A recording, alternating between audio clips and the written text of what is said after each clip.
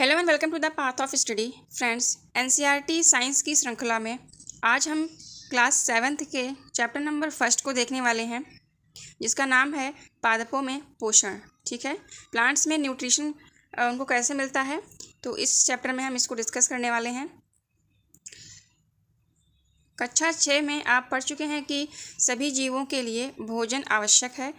आप यह भी पढ़ चुके हैं कि कार्बोहाइड्रेट, प्रोटीन, वसा, विटामिन एवं खनिज भोजन के घटक होते हैं। ठीक है, तो भोजन के घटक कौन से होते हैं, यानी कंपोनेंट ऑफ फूड हैं कार्बोहाइड्रेट, प्रोटीन, वसा, विटामिन और खनिज। ठीक है, भोजन के ये घटक हमारे शरीर के लिए आवश्यक हैं तथा इन्हें पोषक कहते हैं। तो इन्हें क्या कहा जाता है? पोषक कहा जाता है, जो कि हमारे शरीर के लिए बहुत इम्पॉर्टेंट होते हैं, आवश्यक होते हैं। सभी जीवों को भोजन की आवश्यकता होती है। पादप स्वयं के लिए भोजन बना सकते हैं। तो प्लांट होते हैं वो अपना भोजन स्वयं से बनाते हैं सूरज की रोशनी में, परंतु मानव सहित कोई भी प्राणी अपना भोजन स्वयं नहीं बना सकता। वे पादपों अथवा पादपों का आहार ग्रहण करने वाले जंतुओं से अपना भोजन प्राप्त करते हैं। अतः मानव तथा अन्य प्राणी प्रत्यक्ष अथवा परोक्ष रूप से पादपों पर निर्भर करते हैं। ठीक है, तो जितने भी जीव जंतु हैं, प्राणी हैं, चाहे वो मानव हो या फिर कोई अन्य प्राणी, वो प्रत्यक्ष रूप से या अप्रत्यक्ष रूप से प्लांट पर ही निर्भर होते हैं। ठीक, आगे यहाँ पे पादपों में पोषण की विधियों के बारे में बताया गया है। कितने प्रकार की विधियाँ हैं यहाँ पे, तो आइए इसको देख लेते हैं। बूझो जानना चाहता है कि पादप अपना भोजन किस प्रकार से बनाते हैं। तो पादप अपना भोजन कुछ पोषण विधियों के माध्यम से बनाते हैं। केवल पादप ही ऐसे जीव हैं जो अपना भोजन बना सकते हैं, जो जल, कार्बन डाइऑक्साइड एवं खनिज की सहायता से अपना भोजन बना सकते हैं। ये सभी पदार्थ उनके परिवेश में उपलब्ध होते हैं। पोषक पदार्थ सजीवों की शारीरिक संरचना, वृद्धि तथा क्षतिग्रस्त भागों के रखरखाव के लिए सामर्थ्य बनाते हैं। तो पोषक पदार्थ का क्या काम होता है? ये शरीर को एबिलिटी प्रोवाइड करते हैं, यानी कि समर्थ बनाते हैं, जो कि शरीर की संरचना, उसकी वृद्धि करने में और शरीर में जहाँ भी कहीं क्षतिग्रस्त हो, कोई भाग हो गया है, तो उसके रखरखाव में, यानी कि उसको फिर से वो रिकवर हो सके। तो ऐसी कैपेबिलिटी जो है पोषक पदार्थ वो सजीवों को प्रदान करते हैं। ठीक है, आगे बताया गया है कि विभिन्न जैव प्रक्रमों के लिए आवश्यक ऊर्जा भी प्रदान करते हैं। सजीवों द्वारा भोजन ग्रहण करने एवं इसके उपयोग की विधि को पोषण कहते हैं। तो पोषण किसे कहते हैं? सजीवों द्वारा भोजन ग्रहण करने एवं इसके उपयोग की विधि को हम कहते हैं पोषण। पोषण की वह विधि जिसमें जीव अपना भोजन स्वयं संश्लेषित करते हैं, इसे क्या कहा जाता है? ये स्वपोषण कहलाता है। ठीक है, तो कुछ जीव ऐसे भी होते हैं जो अपने भोजन का स्वयं से ही संश्लेषण कर लेते हैं, उनको स्वपोषण कहते हैं। ऐसे पादपों को स्वपोषी कहा जाता है, यानी कि जो, अब यहाँ पे बात की गई है संश्लेषण की। ठीक है, सिंथेसाइज करना अपने भोजन को, छोटे छोटे जो पार्टिकल है उनको, एक तरह से आप ये समझ लीजिए भोजन का निर्माण करना। ठीक है, तो भोजन के रूप में निर्माण प्लांट कर अपना भोजन जो है स्टार्च के फॉर्म में, यानी कि मंड के फॉर्म में, शुगर, ग्लूकोज के फॉर्म में प्लांट अपना भोजन बनाते हैं, और उसी पे जितने भी जीव जंतु हैं वो डिपेंड रहते हैं, डायरेक्टली या फिर इनडायरेक्टली। तो वही बताया गया है कि जो अपना भोजन स्वयं बना सकते हैं उनको क्या बोलते हैं? स्वपोषी बोलते हैं। जंतु एवं अधिकतर अन्य जीव पादपों द्वारा संश्लेषित भोजन ग्रहण करते हैं, उन्हें विषमपोषी कहा जाता है। यानी कि जंतु या फिर अन्य जो भी जीव होते हैं वो भोजन पादपों द्वारा संश्लेषित भोजन ग्रहण करते हैं। ठीक है, यानी जो भोजन यहाँ पे पौधे बना रहे हैं उस भोजन को हम लोग एज अ फूड ग्रहण करते हैं, या फिर जो जीव ग्रहण करते हैं, खाते हैं, तो उसको विषमपोषी बोलते हैं। ठीक है, यानी विषमपोषी वे होते हैं जो अपना भोजन खुद से नहीं बना सकते हैं, खुद से अपने भोजन का संश्लेषण नहीं कर सकते हैं, वे विषमपोषी होते हैं। और जो अपना भोजन खुद से बना सकते हैं, भोजन का संश्लेषण कर सकते हैं, वे होते हैं स्वपोषी। पहेली जानना चाहती है कि पादपों की तरह हमारा शरीर भी कार्बन डाइऑक्साइड, जल तथा खनिज से अपना भोजन स्वयं क्यों नहीं बना सकता है। तो इसी के बारे में आगे बताया गया है कि क्यों नहीं बना सकता है। तो हम अब हम पूछ सकते हैं कि पादपों की खाद्य फैक्ट्रियाँ कहाँ स्थित होती हैं, यानी कि जो पादप हैं अपना भोजन कहीं ना कहीं तो बना रहे हैं ना, तो वो भोजन कहाँ बना रहे हैं। फूड फैक्ट्री क्या है प्लांट्स की। क्या भोजन पादप के सभी भागों में निर्मित होते हैं, यानी जो भोजन है वो प्लांट के सभी पार्ट्स में डेवलप होता है, बनता है, निर्मित होता है। क्या वो जड़ों में भी बनता है, क्या वो जो भी उसकी शाखाएं होती हैं उसमें भी भोजन बन जाता है पादपों का, या फिर क्या केवल पत्तियों में ही बनता है ना। तो वही पूछा गया है। आगे बताया गया है कि अथवा केवल कुछ विशेष भागों में। ठीक है, तो क्या पूरे भाग में ही निर्मित होता है प्लांट के भागों में फूड यानी भोजन, या फिर केवल कुछ विशेष भागों में ही बनता है। तो पादप अपने परिवेश से कच्ची सामग्री किस प्रकार प्राप्त करते हैं, खाद्य फैक्ट्रियों तक उनका स्थानांतरण किस प्रकार से करते हैं। तो ये जितने भी ये क्वेश्चन पूछे गए हैं वे सभी क्वेश्चन रिलेटेड हैं प्लांट जो अपना खुद से भोजन बना रहे हैं उसी से ये संबंधित हैं। तो ये जो प्लांट होते हैं वो अपना भोजन प्रकाश संश्लेषण के माध्यम से बनाते हैं। तो प्रकाश संश्लेषण पादपों में खाद्य संश्लेषण का प्रक्रम कैसा होता है, किस प्रकार से होता है, इसको आइए आगे समझते हैं। पत्तियां पादप की खाद्य फैक्ट्रियां होती हैं, यानी कि जो खाद्य बनता है, जो भोजन बनता है, कहाँ बनता है, फैक्ट्रियों में बनता है। तो फूड फैक्ट्री क्या है प्लांट की, पत्तियां हैं, यानी कि जो भोजन है वो पत्तियों में ही बनता है।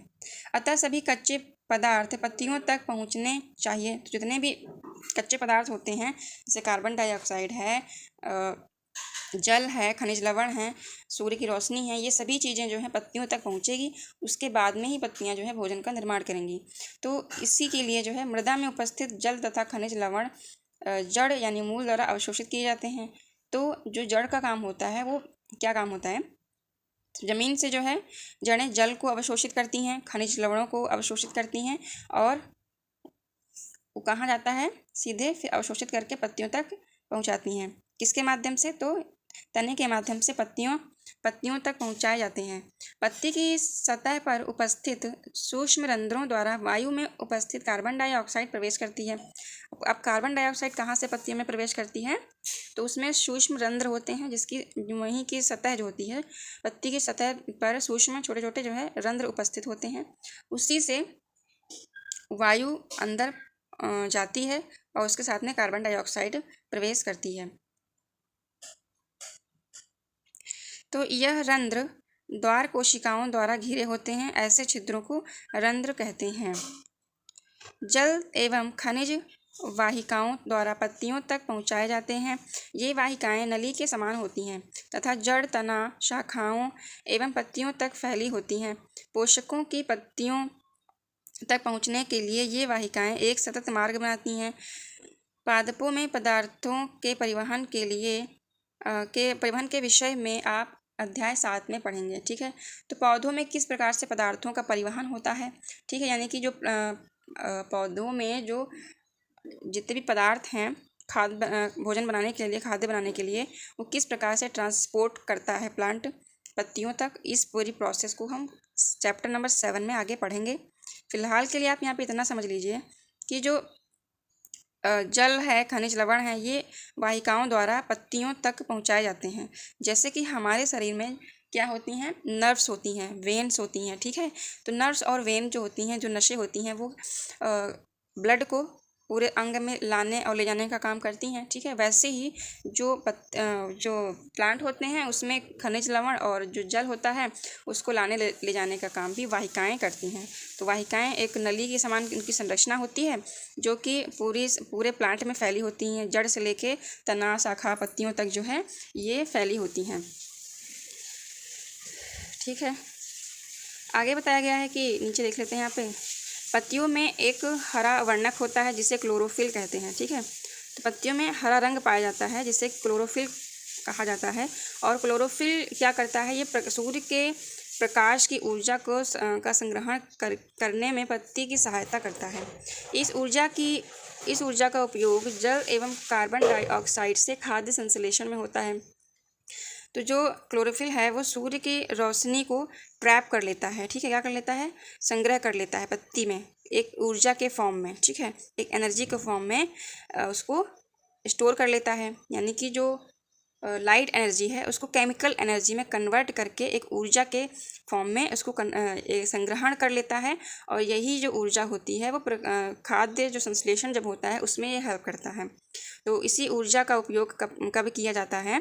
जल एवं कार्बन डाइऑक्साइड से खाद्य संश्लेषण में होता है। क्योंकि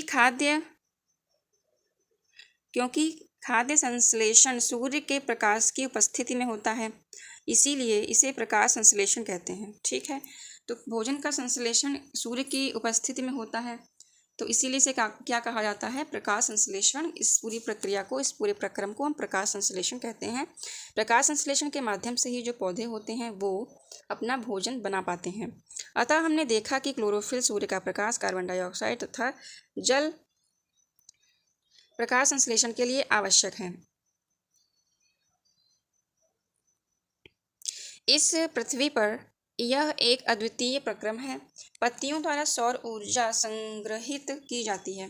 जो पत्तियां होती हैं वो सूर्य ऊर्जा का संग्रहण करती हैं तथा पादप में खाद्य के रूप में संचित हो जाते हैं। ठीक है, यही ऊर्जा जो है प्लांट में खाद्य के रूप में संचित होती है। अतः सभी जीवों के लिए सूर्य ऊर्जा का चरम स्रोत है। ठीक है, यानी सबसे महत्वपूर्ण ऊर्जा का स्रोत सभी जीवों के लिए कौन है? सूर्य ही है, चाहे वो डायरेक्ट हो या फिर इनडायरेक्टली हो।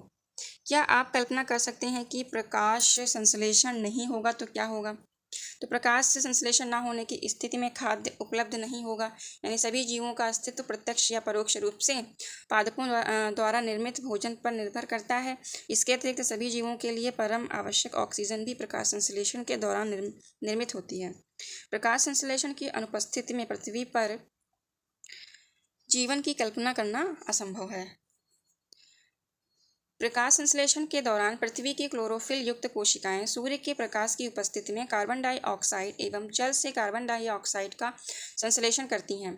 यह जो है आप इस प्रक्रम यानी जो यहाँ पे एक समीकरण दिया गया है इससे समझ सकते हैं कि कार्बन डाइऑक्साइड और जल के साथ में जब क्लोरोफिल यानी पत्तियों में सूर्य का प्रकाश संचित होता है, एकत्रित होता है या अवशोषित किया जाता है, उसके बाद में यही जो है किसमें जब फूड बनता है तो वो किसके फॉर्म में बनता है? एक तो यहाँ पे ये जो है ग्लूकोज के फॉर्म में इसका भोजन बनता है, यानी कार्बोहाइड्रेट जो है बनता है, और साथ में ऑक्सीजन रिलीज करता है। ठीक है, तो इसीलिए प्लांट हमारे लिए बहुत इंपॉर्टेंट है।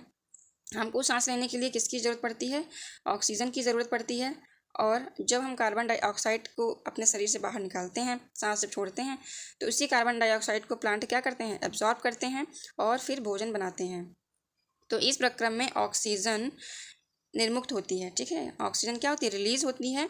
तो कार्बोहाइड्रेट अंततः पत्तियों में मंड या स्टार्च के रूप में संचित हो जाते हैं। यानी ये जो कार्बोहाइड्रेट बन रहा है, तो ये कार्बोहाइड्रेट किस फॉर्म में पत्तियों में स्टोर होता है? किस फॉर्म में स्टोर होता है? स्टार्च के फॉर्म में, यानी कि मंड के फॉर्म में ये पत्तियों में स्टोर हो जाता है। पत्ती में स्टार्च की उपस्थिति प्रकाश संश्लेषण प्रक्रम का संपन्न होना दर्शाती है। स्टार्च भी एक प्रकार का क्या है? कार्बोहाइड्रेट है। ठीक है, स्टार्च जो है एक प्रकार का कार्बोहाइड्रेट है। तो आगे यहाँ पे बढ़ने से पहले यहाँ पे एक ऊपर बॉक्स में कोशिकाओं के बारे में बताया गया है, आइए इसको देख लेते हैं। आपने देखा होगा कि इमारतें ईंटों से बनती हैं, इसी प्रकार सजीवों का शरीर सूक्ष्म इकाइयों से बनता है जो कोशिका कहलाती हैं। यानी कि जो शरीर बनता है सभी जीवों का या हमारा, आपका, ये सबके शरीर जो है किससे मिल के बने होते हैं?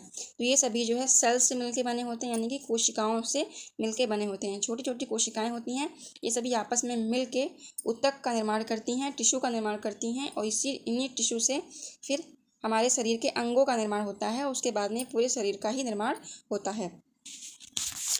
तो वही आगे बताया गया है कि कोशिकाओं को सूक्ष्मदर्शी द्वारा देखा जा सकता है, यानी कि हम अपनी सेल्स को नॉर्मल आई से नहीं देख सकते हैं, उसको देखने के लिए हमें सूक्ष्मदर्शी की आवश्यकता होती है।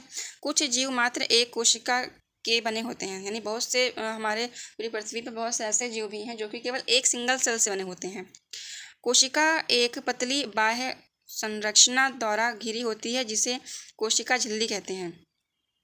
यहाँ पे आप देख पा रहे होंगे ये जो पूरा यहाँ पे एक कोशिका का चित्र बना हुआ है, ये पूरी जो है एक पतली बाहरी जो यहाँ पे पतली संरचना दिख रही है, उससे घिरी होती है, जिसको कोशिका झिल्ली कहते हैं, जिसके अंदर सब जो भी संरचना आप देख पा रहे हैं वो एक जगह पर हो रह पाती है, जिसमें केंद्र में स्थित एक सुस्पष्ट संरचना भी होती है, जिसे हम क्या बोलते हैं, केंद्रक बोलते हैं। तो यहाँ पर जितनी भी सेल्स हैं उन सब में जो है एक एक क्या पाया जा रहा है, केंद्रक पाया जाता है। तो सभी सेल्स का अपना जो है क्या होता है, केंद्रक होता है। केंद्रक चारों ओर से जली के समान एक पदार्थ से घिरा होता है, जिसे कोशिका द्रव कहते हैं। ठीक है, यानी कोशिका के अंदर एक जली लाइक सब्सटेंस भरा रहता है, जिसे क्या कहते हैं, कोशिका द्रव्य कहा जाता है। ये जो यहाँ पे आपको येलोविश पार्ट दिख रहा है, ब्राउन येलो, ये क्या है, ये कोशिका द्रव्य है। आगे यहाँ पे प्रकाश संश्लेषण के यहाँ पे एक चित्र के माध्यम से इसकी व्याख्या की गई है कि पत्तियों को क्या क्या चाहिए होता है। पहले तो कार्बन डाइऑक्साइड, हवा से क्या चाहिए, कार्बन डाइऑक्साइड, ये एब्जॉर्ब करते हैं प्रेजेंस ऑफ सनलाइट, यानी कि सूर्य की उपस्थिति में। पत्तियों में क्लोरोफिल पाया जाता है। ठीक है, और ये जड़ों से जो है जल और खनिज लवण इसको प्राप्त होते हैं। उसके बाद में ये जो है अपना भोजन बनाते हैं, किसके फॉर्म में, कार्बोहाइड्रेट के फॉर्म में। और ये कार्बोहाइड्रेट जो होता है वो स्टोर होता है स्टार्च के फॉर्म में। ठीक है, और रिलीज़ कौन सी गैस करते हैं, तो कार्बन डाइऑक्साइड तो एब्जॉर्ब करते हैं यानी अवशोषित करते हैं, और रिलीज़ करते हैं, निर्मुक्त करते हैं ऑक्सीजन। ठीक है, ऑक्सीजन क्या करते हैं, रिलीज़ करते हैं। तो ये एक पूरी प्रकाश संश्लेषण की प्रक्रिया है। यहाँ पे चित्र 1.2 में आप देख पा रहे होंगे कि क्लोरोफिल युक्त कोशिकाएं दर्शाते हुए किसी पत्ती का एक काट चित्र बनाया गया है, यानी कि स्टोमेटा। आप आगे पढ़ेंगे आने वाली क्लासेस में। इसको क्या जो रंध्र यहाँ पे दिखाया गया है वो क्या है, इसके द्वारा ऑक्सीजन कार्बन डाइऑक्साइड ये जो है पत्तियों के अंदर लेते हैं, स्टोर करते हैं, ये कह सकते हैं। और उसके बाद में जब रिलीज़ होती है तो ऑक्सीजन रंध्र द्वार के माध्यम से ही बाहर रिलीज़ होती है। बाकी यहाँ पे द्वार कोशिकाएँ दी गई हैं। ठीक है, पत्ती में के अंदर छोटे छोटे जो है ये संरचना पाई जाती है।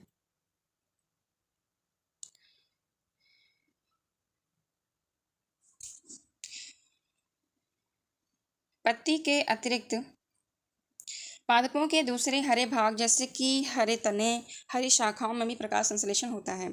मत्स्यीय पादपों में वाष्पोत्सर्जन द्वारा जल क्षय को कम करने के लिए पत्तियां शल्क या सूली रूपी हो जाती हैं, या सूली रूपी यानी कांटों के रूप में वो बदल जाती हैं। यानी इन पादपों के तने हरे होते हैं जो प्रकाश संश्लेषण का कार्य करते हैं।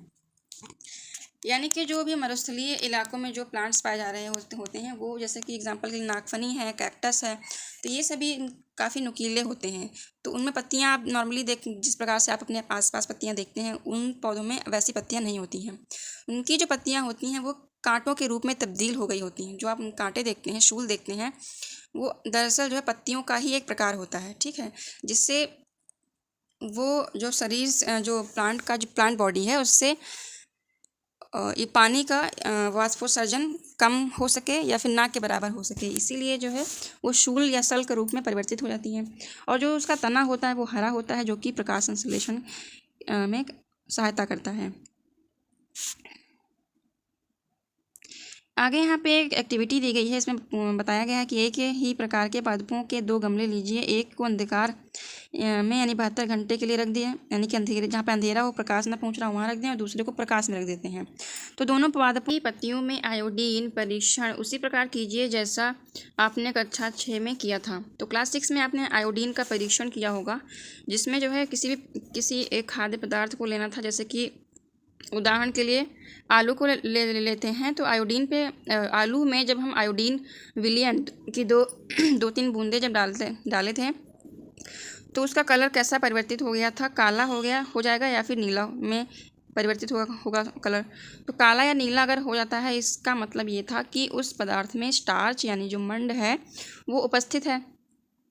तो अगर सूर्य के प्रकाश की उपस्थिति में जो प्लांट होते हैं वो अपना भोजन स्टार्च या मंड के रूप में बना रहे होते हैं, तो उसी में स्टोर हो जाता है।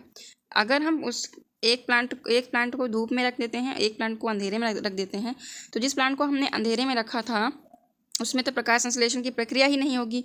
इसका मतलब उसकी पत्तियों में स्टार्च होगा नहीं, ठीक है, उपस्थित नहीं होगा। तो जब हम परीक्षण करेंगे तो आगे क्या बताया गया है इसको देख लेते हैं। आगे बताया गया है कि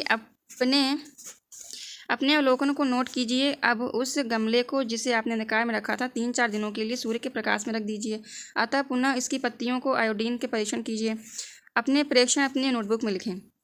तो आप क्या देखेंगे कि जब जो पौधा सूर्य के प्रकाश में रखा था सबसे पहले, तो उसमें जब आपने डाला विलयन आयोडीन का, उसका जो कलर था वो परिवर्तित होकर काला या फिर नीला में परिवर्तित हो जाएगा।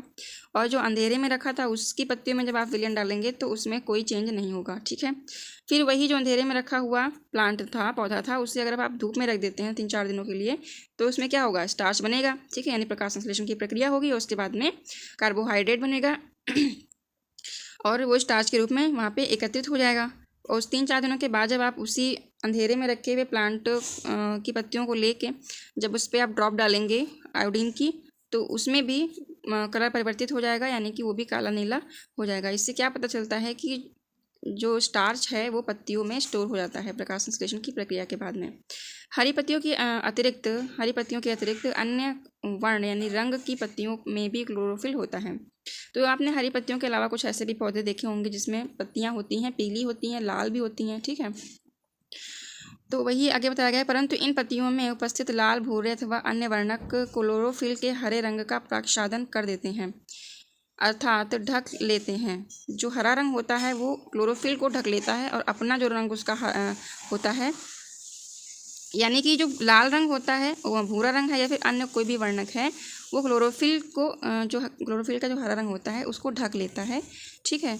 और इन पत्तियों में भी प्रकाश संश्लेषण होता है। तो ऐसा नहीं है कि जो लाल रंग की पत्तियां होंगी या भूरे रंग की पत्तियां होंगी तो उसमें प्रकाश संश्लेषण नहीं होगा, उसमें भी प्रकाश संश्लेषण होता है, बशर्ते वो जो पत्तियां हैं वो क्या हो, जीवित रहनी चाहिए, ठीक है। अब यहाँ पे भूरा रंग बताया गया है। भूरे रंग का मतलब ये नहीं है कि वो पत्तियां डेड हो गई हों तो उसमें प्रकाश संश्लेषण होगा, ठीक है, तो उनमें नहीं होगा। यहाँ पे जीवित हो और उनका रंग अगर भूरा है तो उसकी बात की गई है। यहाँ पे आप चित्र में देख पा रहे होंगे विभिन्न रंगों की यहाँ पत्तियाँ दिखाई गई हैं। तो कुछ पत्तियाँ जो है पीली हैं, ठीक है, ऑरेंज हैं, कुछ रेडिश भी होती हैं, लाल रंग की होती हैं, कुछ भूरी होती हैं, ठीक है, ऑरेंज होती हैं। तो ऐसे विभिन्न प्रकार की पत्तियाँ होती हैं और इनमें भी प्रकाश संश्लेषण होता है। आपने गीली दीवारों पर तालाब अथवा ठहरे हुए जलाशय में हरे अवपंकी यानी काई जैसा पादप देखा होगा।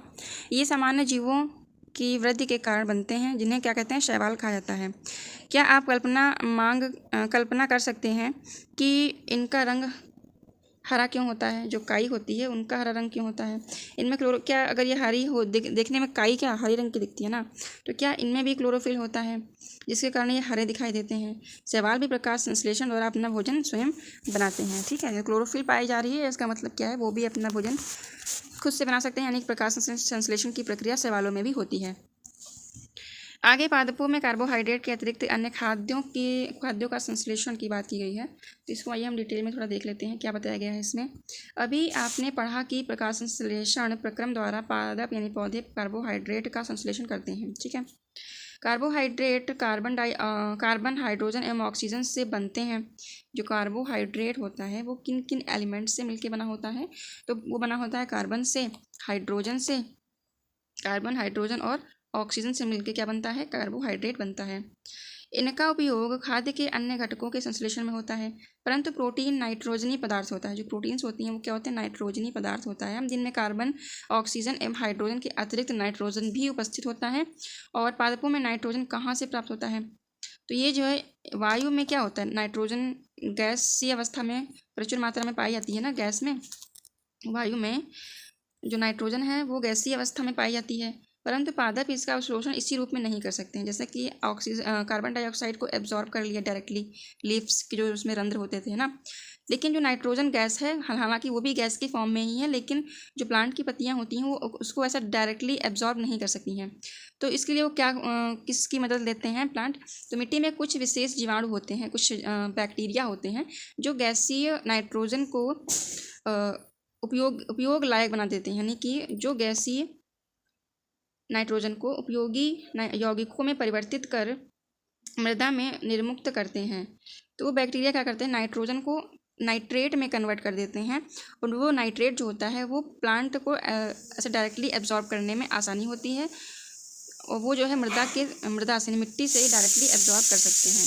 तो यह विलेय पदार्थ पादपों द्वारा जल के साथ अवशोषण कर लिए जाते हैं। संभवतः आपने देखा है कि किसान अपने खेतों से उर्वरक तथा खाद डालते हैं जिसमें नाइट्रोजनी पदार्थ की प्रचुरता होती है। इस प्रकार अन्य संघटकों के साथ पादपों की नाइट्रोजन की मांग की आपूर्ति हो जाती है। इसके अतिरिक्त पादप खाद्य के अन्य संघटकों जैसे कि प्रोटीन एवं वसा का संश्लेषण करते हैं। ठीक है, यानी कि अगर मृदा में प्रचुर मात्रा में नाइट्रोजन की उपस्थिति नहीं है तो क्या किसान जो होते हैं ऊपर से खेतों में कुछ उर्वरक डालते हैं और खाद डालते हैं, जिससे क्या नाइट्रोजन, जिनमें जो है नाइट्रोजन युक्त पदार्थ पाए जाते हैं जो कि मिट्टी में नाइट्रोजन की कमी को पूरा करते हैं, और उसी से जो है वो प्लांट डायरेक्टली एब्जॉर्ब कर लेते हैं नाइट्रोजन को, तो उनके उसमें जो है नाइट्रोजन की पूर्ति भी हो जाती है। आगे यहाँ पे पादपों में पोषण की अन्य विधियों के बारे में बताया गया है। तो कुछ ऐसे भी पौधे होते हैं जिनमें क्लोरोफिल नहीं पाया जाता है और वे भोजन का संश्लेषण नहीं कर सकते हैं, तो फिर वे जीवित कैसे रहते हैं तथा वे पोषक किस प्रकार से प्राप्त करते हैं। मनुष्य एवं अन्य प्राणियों की तरह वे पादप भी अपने पोषण के लिए अन्य पादपों द्वारा निर्मित खाद्य पर निर्भर रहते हैं। ठीक है, तो कुछ ऐसे प्लांट भी होते हैं जो क्लोरोफिल जिनमें नहीं पाया जाता है, वो अपना भोजन का निर्माण खुद से नहीं कर सकते हैं, तो क्या होगा, जैसे मनुष्य या फिर अन्य प्राणी जो भी हैं वो पौधों पर डिपेंड रहते हैं, तो वैसे भी जो ऐसे पदार्थ होते हैं जो अपना भोजन स्वयं से नहीं बना सकते हैं, जिनमें क्लोरोफिल नहीं पाया जाता है, वे अन्य प्लांट पर निर्भर करते हैं। तो ऐसे पौधों को, यानी इस प्रकार की जो प्रणाली है उसको बोलते हैं विषमपोषी प्रणाली का ये उपयोग करके जीवित रहते हैं। तो ऐसा आप चित्र 1.5 में देख पा रहे हैं। ये देखिए, यहाँ पे एक पादप है जिसका नाम अमरबेल है। आपने कभी न कभी देखा होगा कि कुछ ऐसे प्लांट होते हैं जो कि प्लांट के ऊपर ग्रो कर जाते हैं। ठीक है, नहीं एक पौधे पे दूसरा पौधा ग्रो करता है, जो कि एक उदाहरण है अमरबेल का। देखने में वो पीला येलो रंग का होता है, यानी कि उसमें क्लोरोफिल नहीं पाया जाता है, इसी कारण से वो अपना भोजन स्वयं नहीं बना सकता, और यह पोषण के लिए दूसरे पौधों पर ग्रो करता है, दूसरे पौधों पर अपना भोजन उनसे एब्जॉर्ब करता है। तो इस प्रणाली को क्या बोलते हैं, विषमपोषी प्रणाली बोलते हैं। क्या आपको एक वृक्ष के तने एवं शाखाओं से लिपटी रस्सी नुमा पीली रंग की संरचना दिखाई देती है? तो ये अमरबेल का पादप है, इसमें क्लोरोफिल नहीं होता है। ये अपना भोजन उस पादप से प्राप्त करते हैं जिस पर ये आरोहित होते हैं। ठीक है, जिस पर ये लिपटे होते हैं, जिस पर ये आरोहित होते हैं उस पादप को परपोषी कहा जाता है। ठीक है, तो जिस पर ये आरोहित होते हैं, जिस प्लांट पर ये फैलते हैं, ग्रो करते हैं, उसको क्या बोलते हैं, परपोषी कहा जाता है, क्योंकि अमर बेल जैसे पादप परपोषी को अमूल्य पोषकों से वंचित करते हैं। ठीक है, यानी कि जो प्लांट होता है वो अपना भोजन तो स्वयं खुद के लिए बना रहा है ना, लेकिन उसके ऊपर ये एक ऐसा परजीवी ग्रो कर जाते हैं। ठीक है, और उससे जो प्लांट है वो जो भोजन बना रहा है उस प्लांट से उसका भोजन खींच लेते हैं, एब्जॉर्ब कर लेते हैं, तो कि जो कि वो अपने खुद के लिए जो भोजन बनाता है उससे वंचित रह जाता है। ठीक है, उसको वो पोषण नहीं मिल पाता है, तो इसीलिए जो अमरबेल है वो परजीवी कहलाती है। ठीक है, तो क्या हम एवं अन्य जंतु भी इस प्रकार से परजीवी हैं? आपको इस पर विचार करना चाहिए। अपने अध्यापक से इस विषय पर चर्चा कीजिए। क्या हम भी परजीवी हैं या फिर जो अन्य जीव हैं वो क्या वो भी परजीवी हैं? तो ठीक है, तो ऐसा नहीं है, क्योंकि जो कुछ परजीवी वो होते हैं जो दूसरों को हानि पहुंचा के खुद का पोषण करें, खुद के शरीर को वृद्धि करें। ठीक है, लेकिन कुछ जीव ऐसे भी होते हैं जो कि सहजीविता का उदाहरण होते हैं, जो कि मतलब कहीं ना कहीं हेल्प करते हैं दूसरे जीव को या फिर दूसरे प्लांट को, साथ में वो भी ग्रो करते हैं और दूसरे प्लांट को भी लाभ पहुंचाते हैं। तो क्या आपने ऐसे पादपों को देखा? यहाँ पे पहेली बोलती है, तो पहेली जानना चाहती है कि क्या हमारा रक्त चूसने वाले मच्छर, खटमल, जूं एवं जोंक जैसे जीव भी परजीवी हैं? तो हाँ, ये जीव क्या हैं, परजीवी हैं, क्योंकि ये हमें नुकसान पहुंचा के खुद का पोषण करते हैं। ठीक है, क्या आपने ऐसे पादपों को देखा अथवा उनके विषय में सुना है जो जंतुओं का भक्षण करते हैं? कुछ ऐसे भी जीव होते हैं जो कीटों को पकड़ते हैं तथा उन्हें पचा जाते हैं। ठीक, तो कुछ प्लांट ऐसे भी होते हैं जो कीटों को पकड़ते हैं और उनको जो है अपने भोजन के रूप में पचा लेते हैं। तो क्या यह विस्मयकारी नहीं है ना? सोचने वाली बात है कि क्या प्लांट भी जीवों को पकड़ के खा जाते हैं। तो ऐसे पौधे हरे अथवा अन्य किसी रंग के हो सकते हैं। चित्र 1.6 में ऐसे पादपों को देखिए। इसकी घड़े यानी घट के समान दिखाई देने वाली संरचना वास्तव में उसकी पत्ती का रूपांतरित भाग है। पत्ते का शीर्ष भाग घड़े का ढक्कन बनाता है और घड़े के अंदर अनेक रोम होते हैं जो नीचे की ओर ढल के रहते हैं। ठीक है, जो कि नीचे की तरफ क्या होते बने होते हैं, अर्थात अधोमुखी होते हैं। जब कोई कीट घड़े में प्रवेश करता है तो यह उसके रोमों के बीच में फंस जाता है और घड़े में उपस्थित पाचक रस द्वारा कीटों का पाचन हो जाता है। ठीक है, तो घड़े में एक पाचक रस होता है, उसमें उसी के कारण जो है कीट जो है उसके अंदर मर जाता है और उसका पाचन यानी भक्षण वो प्लांट कर लेते हैं। तो कीटों का भक्षण करने वाले ऐसे पादप को कीटभक्षी पादप कहते हैं। कीटभक्षी पौधे कहा जाता है। इसके 2 उदाहरण बताए गए हैं यहाँ पे। वीनस फ्लाई ट्रैप एक नाम है, वीनस फ्लाई ट्रैप, और दूसरा नाम है सनड्यू। ठीक है, ये दो जो है पादपों के नाम हैं जो कि कीटभक्षी होते हैं। इनके बारे में जानकारी प्राप्त कीजिए। ठीक है, तो यहाँ पे 2 प्लांट के नाम दिए गए हैं। एक तो पिचर प्लांट यानी घटपर्णी पौधा है, इसी के बारे में भी हमने डिटेल में पढ़ा। तो ये जो घड़ा होता है, ये जो घड़ा आप यहाँ पे देख पा रहे हैं, घड़े रूपी संरचना ये जो है पत्ती ही होती है, एक रूपांतरित पत्ती होती है। ये इसमें छिद्र पाए जाते हैं जो कि कुछ अंदर की तरफ ऐसे होते हैं, जो कि कीटों के आने के लिए तो सूटेबल रहते हैं, लेकिन अगर कीट इसे बाहर निकलना चाहे तो नहीं निकल पाता, इसी में फंस के मर जाता है। और प्लांट के जो इसके अंदर घड़े में जो पाचक एंजाइम होते हैं, पाचक रस होते हैं, वो उस जीव को पचा लेते हैं। क्या यह संभव है कि इस प्रकार के पादपों को मृदा से वे सभी पोषक नहीं मिल पाते जिनकी उन्हें आवश्यकता होती है? ठीक है, तो इसीलिए वो कीटों का भक्षण करते हैं, क्योंकि ऐसे प्लांट जो घटपर्णी प्लांट हैं या फिर वीनस फ्लाई ट्रैप है, सनड्यू है, ये सभी प्लांट यहाँ पे ग्रो करते हैं, उस क्षेत्र में जो मिट्टी होती है उसमें नाइट्रोजन उपस्थित नहीं होता है या फिर नाइट्रोजन की बहुत कम मात्रा पाई जाती है, जिसके कारण ये प्लांट जो है अपने प्लांट बॉडी होती है उसमें नाइट्रोजन की पूर्ति के लिए ही ये कुछ इस प्रकार से डेवलप हो जाते हैं ताकि ये कीटों का भक्षण कर सकें और नाइट्रोजन प्राप्त कर सकें। आगे नेक्स्ट मृतजीवी के बारे में बताया गया है। तो आपने बाजार में छत्रक यानी मशरूम बिकते हुए देखा होगा। ठीक है, मशरूम किस तरह से होते हैं, एक छतरी रूप में होते हैं, छत्रक रूप में होते हैं। और वर्ष के दिनों में, वर्षा जो होती है बारिश के मौसम में, वर्षा के दिनों में वृक्षों की सड़ी गली टूटी टहनियों अथवा तनों या छाल पर छाते के समान संरचनाओं के गुच्छे भी आपने देखे होंगे। आइए देखें कि जीवन यापन हेतु इन्हें किस प्रकार से पोषकों की आवश्यकता होती है और वे उन्हें कहाँ से प्राप्त होते हैं। बूझो जानना चाहता है कि ये जीव अपना भोजन किस प्रकार प्राप्त करते हैं।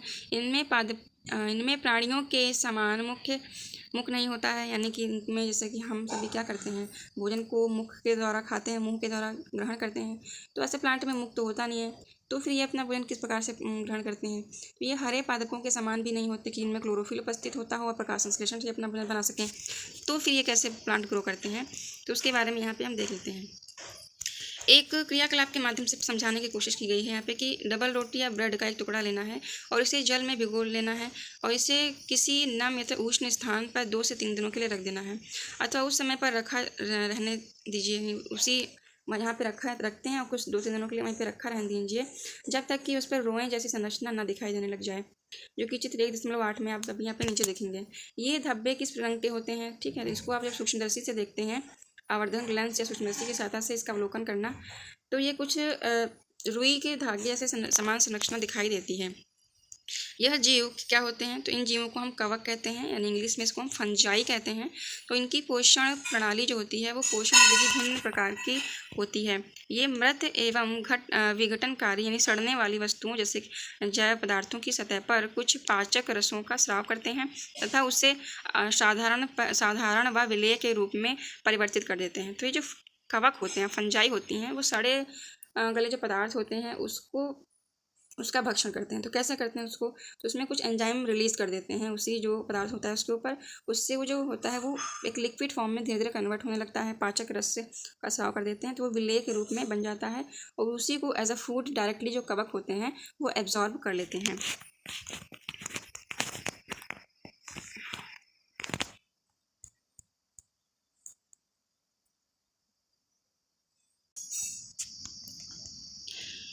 इस प्रकार की पोषण प्रणाली को, जिसमें जीव किसी मृत एवं विघटित जैव पदार्थों से पोषक तत्व प्राप्त करते हैं, तो उसे क्या कहा जाता है?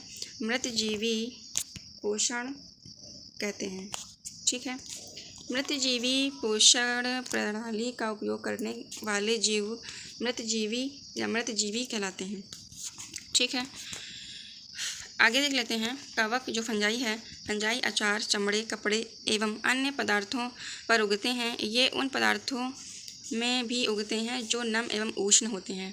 तो कवकों की वृद्धि के लिए वर्षा ऋतु सबसे अच्छी परिस्थिति प्राप्त करती हैं, यानी वर्षा ऋतु जो है सबसे अच्छी परिस्थितियाँ उत्पन्न करती हैं, यानी उस कवकों की वृद्धि के लिए ये अनुकूल होती हैं।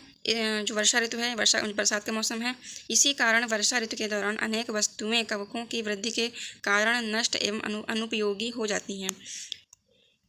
सामान्यतः कवकों के बीजाणु वायु में उपस्थित होते हैं। जब वे किसी ऐसे जैव पदार्थ अथवा उत्पाद पर बैठते हैं जो नम एवं उष्ण हो, तो वे अंकुरित होकर नए कवक को जन्म देते हैं। क्या अब आप बता सकते हैं कि हम अपनी वस्तुओं को कवक द्वारा खराब होने से किस प्रकार बचा सकते हैं? बूझो को याद है कि उसके दादाजी ने बताया था कि एक बार उनकी गेहूं की फसल कवक द्वारा नष्ट हो गई थी। वह जानना चाहता है कि क्या कवक रोग कारक भी होते हैं, यानी कि कवकों से क्या रोग भी उत्पन्न होते हैं? तो पहली ने बताया कि यीस्ट एवं छत्रक जैसे अनेक कवक उपयोगी भी होते हैं, परंतु कुछ कवक पादपों, जंतुओं एवं मनुष्यों में रोग भी उत्पन्न करते हैं। कुछ कवकों का उपयोग औषधि के रूप में भी होता है। ठीक है, तो उसी के बारे में आगे यहाँ पे डिटेल से बताया गया है। जब कुछ जीव एक दूसरे के साथ रहते हैं तथा अपना आवास एवं पोषक तत्व एक दूसरे के साथ बांटते हैं, इसे सहजीवी संबंध कहते हैं। सहजीवी संबंध क्या होता है? जब दो जीव एक दूसरे के साथ में रह रहे हों और एक दूसरे से पोषण भी प्राप्त कर रहे हों, यानी कि दोनों को लाभ मिल रहा हो, तो ऐसे संबंध को सहजीवी संबंध कहते हैं। ऊपर आपने देखा था परपोषी जो देखा था जिसमें परजीवी था, तो उसमें क्या था कि एक जीव दूसरे जीव को हानि पहुंचा के तब अपना पोषण या अपने शरीर को जो है न्यूट्रिशन प्रोवाइड करवा पा रहा था। लेकिन जो सहजीवी संबंध होता है, इसमें दोनों जीव जो है एक दूसरे के साथ में रहते हैं, यानी अपना आवास भी साझा करते हैं और साथ साथ में पोषक तत्व जो होते हैं वो भी आपस में बांटते हैं और इससे दोनों को लाभ पहुँचता है। तो उदाहरणतः कुछ कवक वृक्षों की जड़ों में रहते हैं। वृक्ष कवक को पोषण प्रदान करते हैं, बदले में उन्हें जल एवं पोषकों के अवशोषण में सहायता मिलती है। वृक्षों के लिए इस संबंध का विशेष महत्व होता है, यानी जो कवक होते हैं उनमें जड़ तो पाई नहीं जाती है, ना ही पत्तियां पाई जाती हैं। तो इससे क्या होता है कि वो अपना पोषण कैसे करते हैं? जो बड़े बड़े प्लांट्स होते हैं उनकी जड़ों में ये रहते हैं और बदले में ये पोषण तो प्राप्त करते हैं। वृक्ष जो है कवक को पोषण प्रदान करते हैं और बदले में उन्हें जल एवं पोषकों के अवशोषण में भी सहायता करते हैं। लाइकेन कहे जाने वाले कुछ जीवों में दो भागीदार होते हैं। इनमें से एक शैवाल होता है और दूसरा कवक होता है। ठीक है, तो शैवाल और कवक दो अलग अलग जो है जीव हैं और ये दोनों साथ में रह के एक लाइकेन बनाते हैं। लाइकेन जो है दो जीवों का आपस में भागीदारी होती है, एक तो शैवाल की और एक कवक की। शैवाल क्या करता है, वो उसमें क्लोरोफिल पाया जाता है, यानी उपस्थित होता है, तो उसके लिए वो क्या करता है, जबकि जो कवक होता है उसमें क्लोरोफिल तो होता नहीं है। तो कवक शैवाल को रहने के लिए जगह देता है, स्थान देता है, आवास देता है, जल एवं पोषक तत्व उपस्थित कराता है और बदले में शैवाल जो है प्रकाश संश्लेषण की उपस्थिति होती है उसमें, तो भोजन का निर्माण करता है और भोजन का संश्लेषण करता है और खाद्य कवक को भी देता है। ठीक है, तो संश्लेषित भोजन जो है कवक को देता है और जो कवक है वो शैवाल को क्या देता है, जल और पोषक तत्व उपलब्ध कराता है। आगे मृदा में पोषकों की पुनः पूर्ति किस प्रकार से होती है? मृदा में पोषकों की पुनः पूर्ति कैसे होती है? क्योंकि साल दर साल तो इसमें क्या हम जो है फसलें उगाते रहते हैं, तो उसमें न्यूट्रिशन की कमी हो जाती है। तो उस मृदा में पोषकों की दोबारा कैसे पूर्ति होती है? क्या आपने किसानों को अपने खेतों में अथवा माली को बगीचे के लॉन एवं गमले में खाद अथवा उर्वरक डालते देखा है? क्या आप जानते हैं कि वे इन्हें मृदा में क्यों मिलाते हैं? जो खाद या उर्वरक है तो उसे मृदा में क्यों मिलाते हैं? आप पढ़ चुके हैं कि मृदा मृदा जो पादप हैं मृदा से खनिज पोषक तत्व अवशोषित करते हैं, अतः मृदा में इनकी मात्रा लगातार कम होती जाती है। उर्वरक एवं खाद में नाइट्रोजन, प्रोटीन, फास्फोरस जैसे पोषक होते हैं। पादपों द्वारा लगातार उपयोग किए जाने के कारण मृदा में उनकी मात्रा धीरे धीरे कम होती जाती है। इसीलिए मृदा को इन पोषक तत्वों से समृद्ध करने के लिए भूमि में उर्वरक तथा खाद्य मिलाने की आवश्यकता होती है। यदि हमें पादप के पोषण की आवश्यकता के बारे में ज्ञान हो तो हम न केवल पादपों को उगा सकते हैं बल्कि उन्हें स्वस्थ भी रख सकते हैं। पादपों में प्रोटीन बनाने के लिए सामान्यतः नाइट्रोजन की अधिक आवश्यकता होती है। ठीक है, तो प्लांट में प्रोटीन जो बनती है प्रोटीन तो वो नाइट्रोजन की उपस्थिति के कारण ही बनती है। तो फसल कटाई के बाद मृदा में नाइट्रोजन की कमी हो जाती है क्योंकि प्लांट जो होते हैं वो नाइट्रोजन को एब्जॉर्ब कर लेते हैं। यद्यपि वायु में नाइट्रोजन गैस प्रचुर मात्रा में उपस्थित होती है, परंतु पादप उनका उपयोग उस प्रकार करने में असमर्थ होते हैं, यानी कि डायरेक्टली एब्जॉर्ब करने में असमर्थ होते हैं। जैसे वे कार्बन डाइऑक्साइड का उपयोग करते हैं, पौधे नाइट्रोजन को विलेय रूप में ही अवशोषित कर सकते हैं। तो कुछ जीवाणु जो राइजोबियम कहलाते हैं, कुछ जीव ऐसे होते हैं जिनको क्या बोलते हैं, राइजोबियम। ये वायुमंडलीय नाइट्रोजन को विलेय पदार्थों में परिवर्तित कर देते हैं, परंतु राइजोबियम अपना भोजन स्वयं नहीं बना सकते। ये चना, मटर, मूंग, सेम तथा अन्य फलीदार पादपों की जड़ों में रहते हैं तथा उन्हें नाइट्रोजन की पूर्ति करते हैं। अधिकतर दालें फलीदार पादपों से प्राप्त होती हैं। जो फलीदार पादप होते हैं उनसे क्या मिलता है, उनसे जो है दालें मिलती हैं। दलहन की जो फसल होती है उसमें राइजोबियम का बहुत इम्पॉर्टेंट रोल होता है। इसके बदले में पादप राइजोबियम जीवाणु को आवास एवं खाद्य प्रदान करते हैं, अतः उनमें सहजीवी संबंध होता है। ठीक है, तो सहजीवी संबंध का एक उदाहरण राइजोबियम भी है। इस संबंध का किसानों के लिए विशेष महत्व है। दालों की फसलों के लिए उन्हें मृदा में नाइट्रोजनी उर्वरक देने की आवश्यकता नहीं पड़ती है। तो जो दलहनी फसलें बोई जाती हैं उसमें मृदा में नाइट्रोजन युक्त जो उर्वरक होते हैं, खाद होती है, वो डालने की आवश्यकता नहीं पड़ती है। ठीक है, क्योंकि ऐसे प्लांट के जड़ों में राइजोबियम जीवाणु ग्रो कर जाता है और उससे जो है वो नाइट्रोजन, वायुमंडलीय नाइट्रोजन को लिक्विड फॉर्म में कन्वर्ट कर देता है, जिसको प्लांट जो है आसानी से एब्जॉर्ब कर पाते हैं। आगे बताया गया है कि यही नहीं, दाल की फसल उगाने के बाद अगली फसल के लिए भी सामान्यतः उर्वरकों की आवश्यकता नहीं रहती है। यानी कि अगर दाल की फसल उगाई जा रही है, कोई दलहनी फसल बोई गई है खेत में, तो फिर अगली फसल उगाने के लिए उसमें नाइट्रोजन उर्वरक डालने की आवश्यकता नहीं होती है। तो इस अध्याय में आपने पढ़ा कि अधिकतर पादप स्वपोषी होते हैं। जितने भी पादप होते हैं वो स्वपोषी होते हैं। बहुत कम ही पादप अन्य पोषण प्रणाली अपनाते हैं, जैसे कि परजीवी या फिर मृतजीवी। परजीवी एवं मृतजीवी दूसरे पादपों से पोषण प्राप्त करते हैं। सभी प्राणी अपने भोजन के लिए पादप तथा अन्य प्राणियों पर निर्भर रहते हैं, अतः उन्हें विषमपोषी के रूप में समूहीकृत किया गया है। क्या हम कह सकते हैं कि कीटभक्षी पौधे आंशिक विषमपोषी हैं?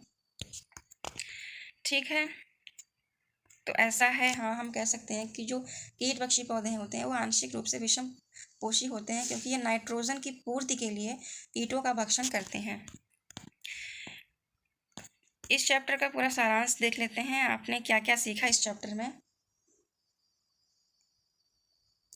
तो आपने सीखा कि सभी जीवों को खाद्य की आवश्यकता होती है। सभी जीवों को किसकी आवश्यकता होती है? खाद की आवश्यकता होती है, जिसका उपयोग वे अपने वृद्धि एवं शरीर के रखरखाव के लिए तथा आवश्यक ऊर्जा प्राप्ति के लिए करते हैं।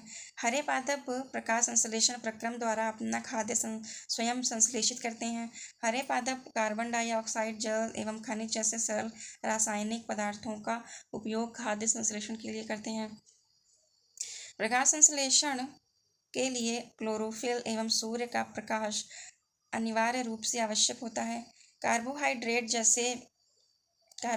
जैसे जटिल रासायनिक पदार्थ प्रकाश संश्लेषण के उत्पाद होते हैं। प्रकाश संश्लेषण के प्रक्रम में क्लोरोफिल की सहायता से पत्तियों द्वारा सौर ऊर्जा का संचय किया जाता है। प्रकाश संश्लेषण से ऑक्सीजन उत्पादित होती है और इस ऑक्सीजन का उपयोग सभी जीवों द्वारा उनकी उत्तरजीविता के लिए किया जाता है। कवक अपना पोषण मृत एवं अपघटित जैव पदार्थों से प्राप्त करते हैं। वे मृतजीवी कहलाते हैं। अमरबेल जैसे पादप परजीवी हैं। वे परपोषी पादपों से अपना भोजन प्राप्त करते हैं। लास्ट पॉइंट में बताया गया है, कुछ पादप एवं अन्य सभी जीव अपना पोषण हेतु दूसरे जीवों पर निर्भर होते हैं, अतः विषमपोषी कहलाते हैं। ठीक है, तो ये चैप्टर यहाँ पे कंप्लीट होता है। अपनी आगे वाली नेक्स्ट वीडियो में हम इस चैप्टर के क्वेश्चन आंसर और एक्सरसाइज को कवर करेंगे। वीडियो आपके लिए हेल्पफुल रही हो तो वीडियो को लाइक करिएगा। हमारे चैनल को सब्सक्राइब कर लीजिए ताकि आने वाली वीडियोस का नोटिफिकेशन आपको आसानी से मिल सके। Thank you for watching. जय हिंद।